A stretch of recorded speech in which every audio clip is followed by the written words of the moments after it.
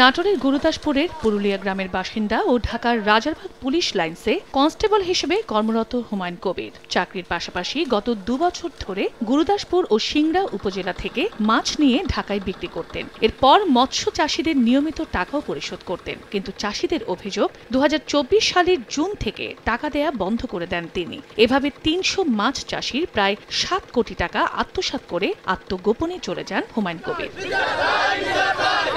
ক্ষতিগ্রস্ত মাছ চাষীরা রাজারবাগ পুলিশ লাইন্সে গিয়ে কোনো প্রতিকার না পেয়ে গুরুদাসপুর থানায় অভিযোগ করেন, কিন্তু এখনো কোনো সুরাহা না পেয়ে মঙ্গলবার দুপুরে পুরুলিয়া বাজারে মানববন্ধন ও বিক্ষোভ করেন। দ্রুত টাকা ফেরত পেতে পুলিশ কর্মকর্তাদের কাছে দাবি জানান তারা। ৩০০ চাষীর কাছ থেকে সে 7 কোটি টাকার মতো সে মাছ নেয়, নিয়ে সে টাকা দিচ্ছি বলে সে হুট করে মোবাইল ফোন বন্ধ করে আত্মগোপনে চলে যায়। পুলিশ এসে তদন্ত করে যায়। তদন্তের পর পুলিশের এরকম আমরা গুরুত্বপূর্ণ যে কোনো ভূমিকা পাইনি। আমরা কোনো ব্যবসায়িক না, আমরা কোনো আড়তদার না, প্রকৃত আমরা পুকুরে মাছ চাষ করি, মাছ বিক্রি করি, সেই মাছ নিয়ে এসে এই প্রতারণা আমাদের সাথে করতেছে। তবে অভিযুক্ত পুলিশ কনস্টেবল হুমায়ুন কবিরের বাড়িতে গিয়ে কাউকে পাওয়া যায়নি। এছাড়া তার 3টি মোবাইল নম্বরই বন্ধ পাওয়া যায়। তবে গুরুদাসপুর থানার ভারপ্রাপ্ত কর্মকর্তা বলছেন, তদন্ত করে আইনগত ব্যবস্থা নেওয়া হবে। এই সংক্রান্ত ভুক্তভোগীরা থানায় অভিযোগ দিয়েছেন, পুলিশ তদন্ত করে তার বিরুদ্ধে আইনগত ব্যবস্থা গ্রহণ করবে। হুমায়ুন কবির 2015 সালে পুলিশ কনস্টেবল হিসেবে যোগদান করেন।